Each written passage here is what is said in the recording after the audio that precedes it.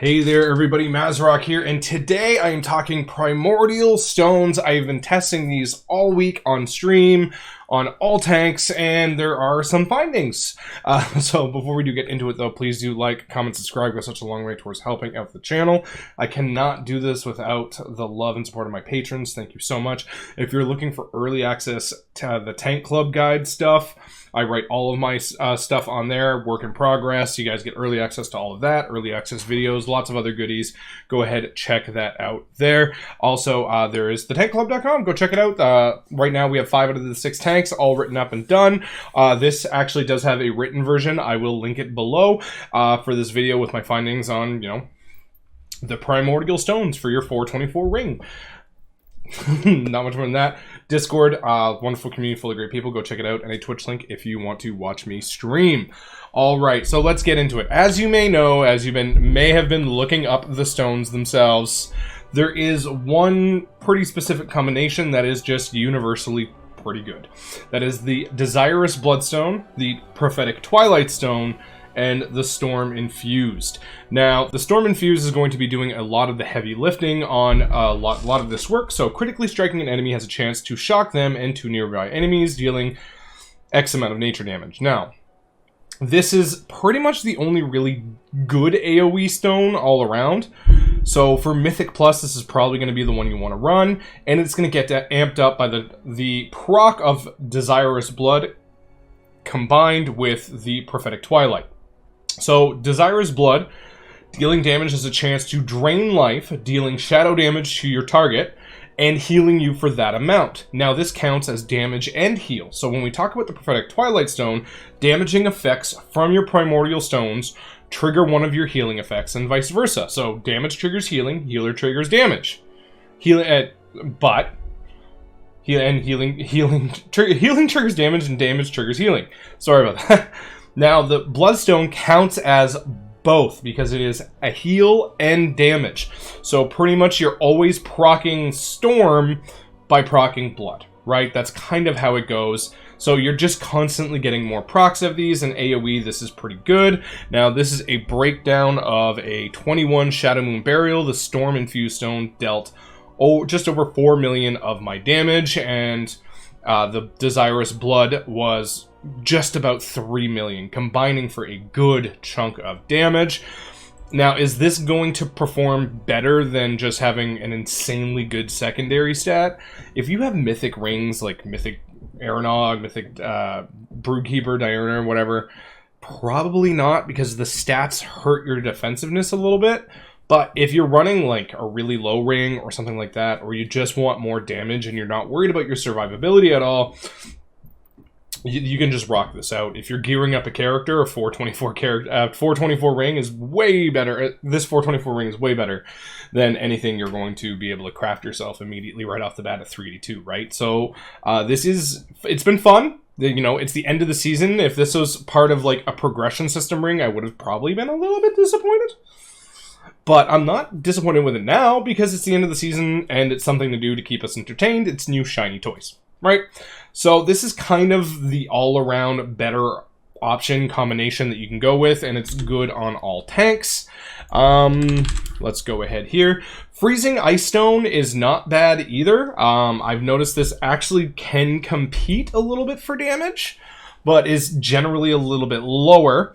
And the Pestilence Stone, I've noticed this actually deals more damage on my Blood Death Knight than any other tank. I don't know why. I think it might be an interaction with the plagues or something weird, but I have tested this on multiple tanks, and on Blood it seems to perform very, very well, and on everything else is a little lackluster for me, and the Flame Lick Stone I am 100% over. I don't like this one at all. Its damage has always been very, very low.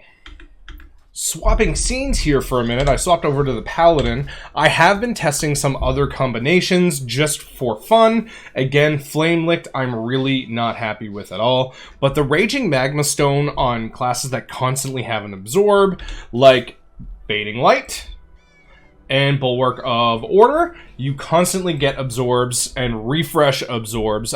Blood Death Knight as well. The Raging Magma Stone actually does put in a lot of work. Unfortunately, I have kind of gone over my previous logs there by accident, by killing a rare that came up. My bad. But the Raging Magma Stone at 424 isn't terrible. It's not part of your best combination, but if you want to run whatever you want to run, class fantasy, fun, whatever, you know, you do you. This isn't an atrocious option. Like, it's not a bad option. It is quite literally a couple of % behind, and this is just damage stones per stone, not your actual kit damage total overall, you know, what you can do.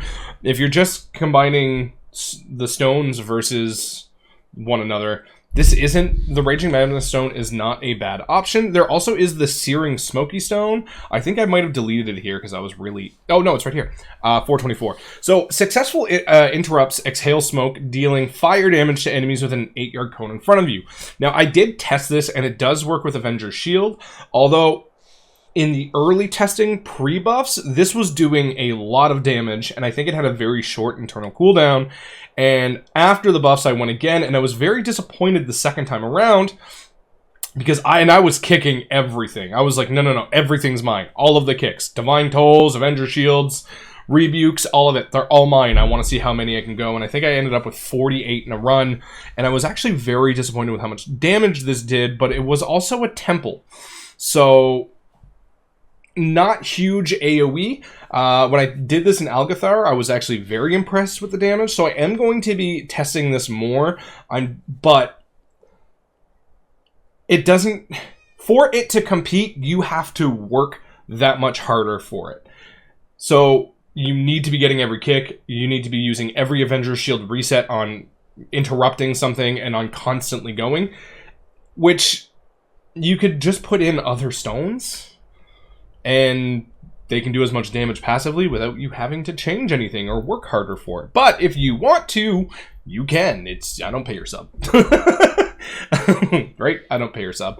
But the Raging Magma Stone, I was actually very happy on Paladin. It deals good damage. It's fun. It gives you kind of a, you know, a little reflect.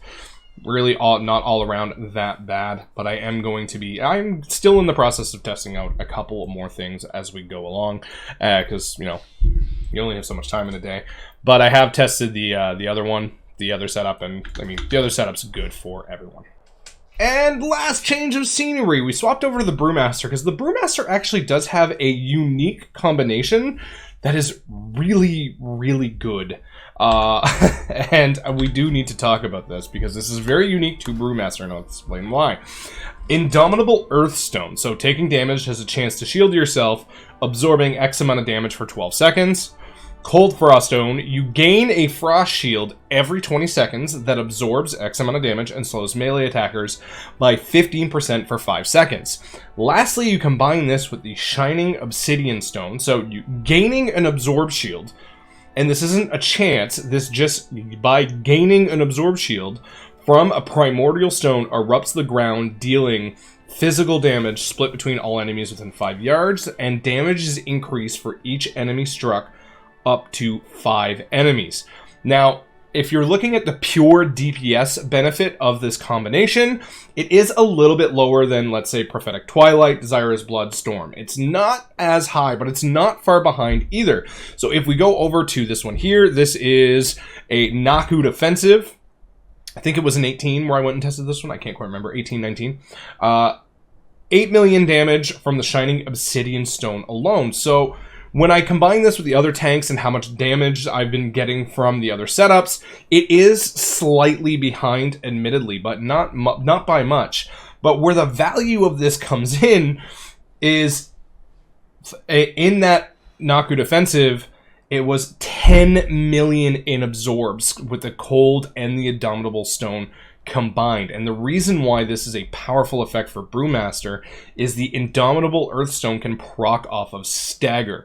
I have tested this stone on other tanks, and quite literally Brewmaster procs it 4 to 6 times more per run in the exact same dungeon than other tanks by a long shot. So my educated guess is it is Stagger. Cold Frost is just straight up every 20 seconds you gain that absorb. So Combining both of these with the Obsidian Stone, you're gaining really big defensive benefit while also gaining an offensive benefit from it.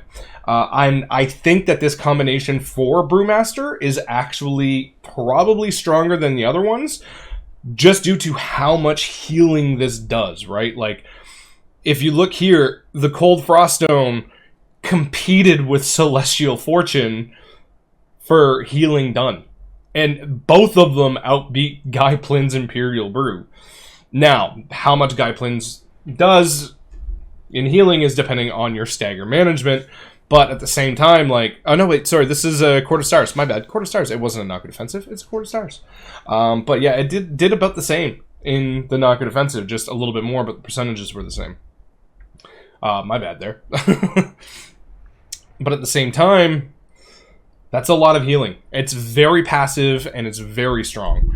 I think this is the best combination for Brewmaster, but you can run whatever you want. It's your ring. I don't pay yourself. Have fun, but that's the information that I've kind of tested out there. The other ones I really don't like.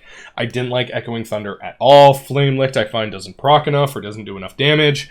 The other damage ones are found really, really weak or not fun. I think there's going to be another round of tuning. Me making this video today does mean that I am gambling that there isn't more tuning coming to these, because I think they are going to bump them up a bit, or at least target bump some of the underperformers up a little bit, so we will see what happens there. That is it. I hope everyone is having a great day. I hope you've got 424 rings. You've got your vaults cleared. I hope everything's all good. So thank you very much, everyone, for listening. Have yourselves a good one. Happy tanking. Bye.